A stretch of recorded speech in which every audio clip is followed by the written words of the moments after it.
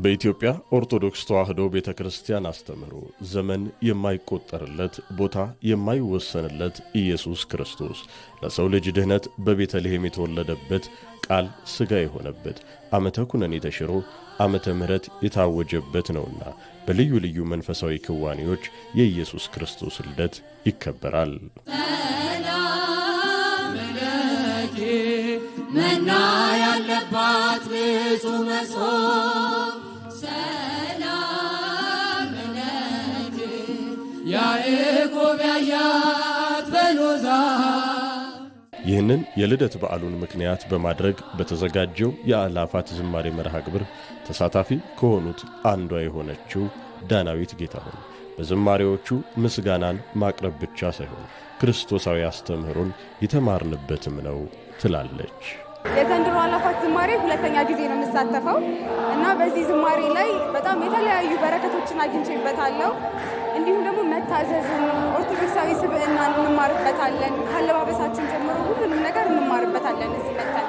ከዛ ሌላው ደግሞ ለእኔ ያገኘሁኝ የምለው ጥቅም መላእክትና እረኞች አንድ ላይ ዘመሩለት የተባለውን አምላክ በእነሱ ምሳሌነት አንድ ላይ ቆመን በህብረት መዘመራችን ለኔ በጣም ትልቅ ፕሪቪሌጅ ነው። ለኔ አይነገር ስጦታ እግዚአብሔር ይመስገን ቸል ያላለን አምላክ ስንጓዝ ማዕበሉን አቋርጠን ስለማይነገር ስጦታ እግዚአብሔር ይመስገን። ሌላኛው ደግሞ የልደቱን ነገር በሚገባ እንድንረዳ የክርስቶስን ትህትናውን በበረት መወለዱን ከሰማይ ሰማያት ወርዶ ልክ እንደኛ ዝቅ ብሎ ሰው መሆኑን የምንረዳበት በዓል ነው እና በመዝሙሮች ውስጥ ያሉት ሀሳቦች ይህንን እንድንማር ነው የሚያደርገን።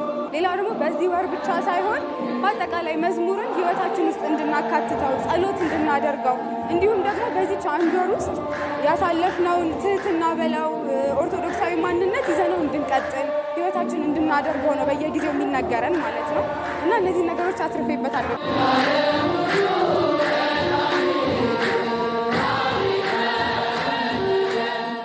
አምላካችን ውለታው ብዙ ነው።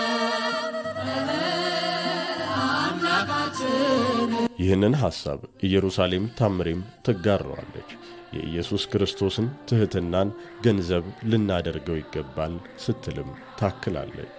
መግለጽ ከምችለው በላይ በጣም ብዙ ነገር ነው ያተረፍኩት በመንፈሳዊ ሕይወቴም እንዲሁም በስራዬ። እዚህ በመምጣታችን መዝሙር መዘመር ብቻ ሳይሆን መዝሙር ከምስጋና ባለፈ ለኛ ጸሎት ነው። እያንዳንዱን ግጥም ስናየው የራሱ ትርጉም አለውና እሱን ህይወታችን እንድንኖረው ይረዳናል። ትህትና እንድንማር ከመዝሙር ብዙ ነገር ነው የምንማረው እና ብዙ ነገር ተምሬበታለሁ ለራሴ በህይወቴ።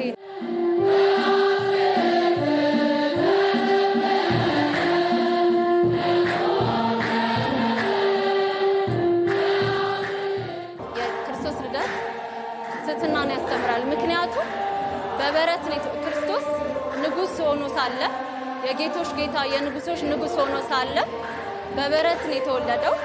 የመጀመሪያ ልደቱንም የገለጠው ለእረኞች ነውና ከዚህ ትህትና እንማራለን። እኛ ምንም አሁን በምድር ምንም አይነት ዝና ቢኖረን ራሳችን ከፍ ለማድረግ እንጣጣራለን።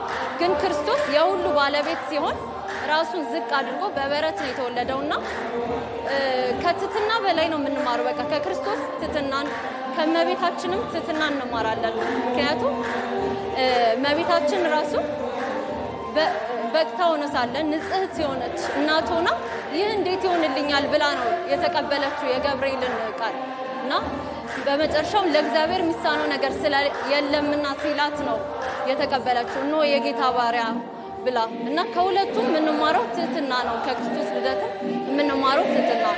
ተካበኛ ላይ አድሮ እንበረታለን ሞት ነውርሃ ከክርስቶስ የሚለየን።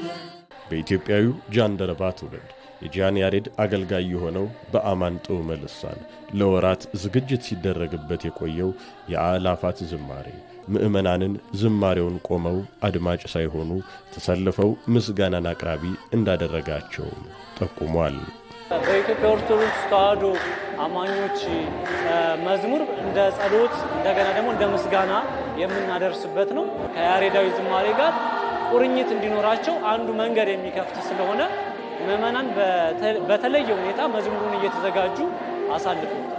መጥተው እዚህ ወጣቶች ሲዘምሩ እንደዚሁም ደግሞ የመዝሙሩ ዝግጅት ሲኖር ከመዝሙር ባለፈ በመዝሙሩ የሚተላለፉ መልእክቶችን የበለጠ በጉል እንዲረዱት ከዛም ባሻገር ደግሞ በትክክል ራሳቸውን ከመንፈሳዊ ሕይወት ጋር ቁርኝት እንዲፈጥሩ ያስችላቸዋል። መዝሙር እንደምናውቀው በትንሽ የዜማና የስንኝ ቋጠሮ ብዙ መልእክት ማስተላለፍ ይችላል። ምእመናንም ይህንን ታሳቢ አድርገው ለክርስቶስ ወይም ደግሞ ለክርስቶስ ትልቅ የሆነ የበዓል ስጦታ በዝማሬ የሚያቀርቡበት እድል እንዲፈጠር ያስችላል። ይሁዳ ለቤተልሔም አዋለ ለጢሮስ አሜሃ ይሰግዳ። በኢትዮጵያ ኦርቶዶክስ ተዋሕዶ ቤተክርስቲያን በሰዋሰው ብርሃን ቅዱስ ጳውሎስ ገዳም አገልጋይ የሆነው ዲያቆን ጸጋ ሥላሴ የነገረ ልደቱ ምስጢር ፍቅር በምግባር የተገለጠበት ነው ይላል። ጌታችንና አምላካችን መድኃኒታችን ኢየሱስ ክርስቶስ ስለኛ ሲል ፍጹም ፍቅሩን የገለጠበት የልደቱ ምስጢር ነው። እንግዲህ የበዓሉም ዋናው ነገር ፍቅሩን ትህትናውን ያሳየበት ነው። ፍቅሩ የማይገለጥ የማይታይ የማይወሰን ወሰን የሌለው ፍቅሩን በምህረቱ ብዛት ሰው በመሆን የገለጠበት ነውና ትህትናውም እንግዲህ መወለዱ ብቻ ሳይሆን በበረት መገኘቱ የተመቻቸ ቦታ ላይ መገኘት ሲችል የነገስታት ንጉስ ሲሆን የሁሉ ፈጣሪ ገዢ አዛዥ ሲሆን ነገር ግን ትሁት ሆኖ በበረት መወለዱ ከኛ ጋር መዋሉ መገኘቱ ከኛ ጋር መመላለሱ ይሄ ፍቅሩን ትህትናውን የሚያሳይ ነውና በበዓሉም ይሄን እንገልጻለን። ነገስተ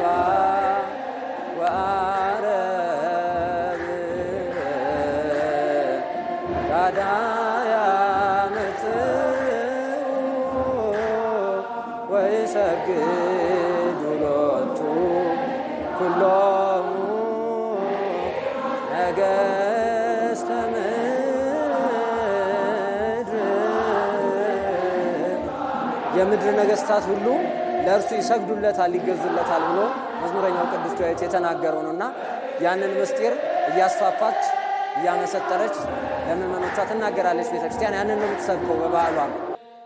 ዲያቆን ጸጋ ሥላሴ ዝማሬውና አገልግሎቱ እንደተጠበቀ ሆኖ በበዓሉ ዕለትም ሆነ ከዚያ በኋላ በነገረ ልደቱ የተገኘውን ድህነት በምግባር መግለጥ እንደሚገባ ያስገነዝባል። ብዙዎቻችን ምእመናን በቤተ ክርስቲያን ውስጥ ያለነው ነገረ ድህነትን ሌላው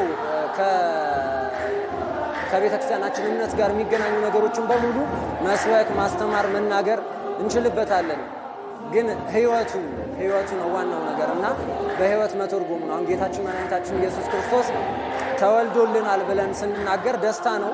መላእክት ከሰው ጋር አንድ ሆነው ህብረት ፈጥረው ያመሰግኑበት በዓል ነው። ስብሐት ለእግዚአብሔር በሰማያት ወሰላም በምድር ስምረቱ ለሰብ ያንን ያመሰገኑበት የምስጋና በዓል ነውና ከዚህ ተለይተን ከዚህ የምስጋና አውድ ተለይተን ከዚህ የምስጋና አደባባይ ርቀን የምናከብረው በዓል ምኑ ላይ በዓል ሊባል ይችላል? ስለዚህ በቤተ ክርስቲያን ተሰብስበን ጌታችን አምላካችን መድኃኒታችን ኢየሱስ ክርስቶስ መወለዱን እያሰብን ፍቅሩን ትህትናውን እያሰብን ለእግዚአብሔር ምስጋና የምናቀርብበት ነው። ከዛም በላይ ደግሞ ትህትናውንም እያሰብን ትሁትነትን ገንዘብ የምናደርግበት አርአያነትን የምንላበስበት የክርስቶስን ህይወት ለመምሰል ክርስቶስን ለመምሰል ጥረት የምናደርግበት በዓል ነው። በዛ ውስጥ ነው መገለጥ ያለበት በዓሉ ማለት ነው። የምስጋና በዓል ስለሆነ በባለ ልደቱ ቤት ልደቱን ማክበር ይገባል ማለት ነው።